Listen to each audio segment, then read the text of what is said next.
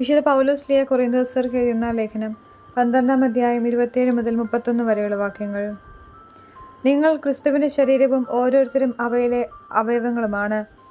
ദൈവം സഭയിൽ ഒന്നാമത് അപ്പസ്തോലന്മാരെയും, രണ്ടാമത് പ്രവാചകന്മാരെയും, മൂന്നാമത് പ്രബോധകരെയും, തുടർന്ന് അത്ഭുത പ്രവർത്തകർ, രോഗശാന്തി നൽകുന്നവർ, സഹായകർ, ഭരണകർത്താക്കൾ, വിവിധ ഭാഷകളിൽ സംസാരിക്കുന്നവർ എന്നിവരെയും നിയമിച്ചിരിക്കുന്നു.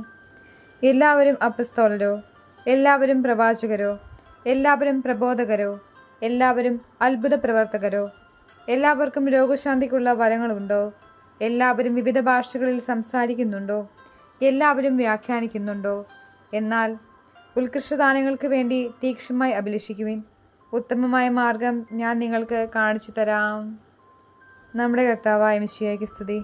വിശുദ്ധ ലൂക്കായുടെ സുവിശേഷം 6-ാം അധ്യായം 12 മുതൽ 19 വരെയുള്ള വാക്യങ്ങൾ. ആ ദിവസങ്ങളിൽ അവൻ പ്രാർത്ഥിക്കാനായി ഒരു മലയിലേക്ക് പോയി. അവിടെ ദൈവത്തോട് പ്രാർത്ഥിച്ചുകൊണ്ട് രാത്രി മുഴുവൻ ചെലവഴിച്ചു. പ്രഭാതമായപ്പോൾ അവൻ ശിഷ്യന്മാരെ അടുത്ത് വിളിച്ച് അവരിൽ നിന്ന് 12 പേരെ തിരഞ്ഞെടുത്ത് അവർക്ക് അപ്പസ്തോലന്മാർ എന്ന് പേര് നൽകി.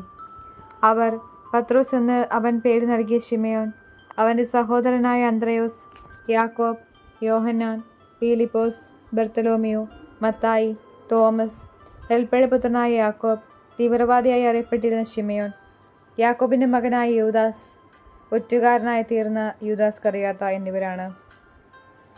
അവൻ അവരോട് കൂടി ഇറങ്ങി സമതലത്തിൽ വന്നു നിന്നു. ശിഷ്യന്മാരുടെ ഒരു വലിയ ഗണവും അവൻ്റെ വചനം ശ്രവിക്കുന്നതിനും രോഗശാന്തി നേടുന്നതിനുമായി യൂദയ, ജെറുസലേം എന്നിവിടങ്ങളിൽ നിന്നും ടൈർ, സീദോൻ എന്നീ തീരപ്രദേശങ്ങളിൽ നിന്നും വന്ന വലിയ ജനസമൂഹവും അവിടെ ഒരുമിച്ചുകൂടി. അശുദ്ധാത്മാക്കളാൽ പീഡിതരായവർ സുഖമാക്കപ്പെട്ടു. ജനങ്ങളെല്ലാം അവനെ ഒന്ന് സ്പർശിക്കാൻ അവസരം പാർത്തിരുന്നു. എന്തെന്നാൽ അവനിൽ നിന്ന് ശക്തി പുറപ്പെട്ട് എല്ലാവരെയും സുഖപ്പെടുത്തിയിരുന്നു. നമ്മുടെ കർത്താവായ മിശിഹായ്ക്ക് സ്തുതി.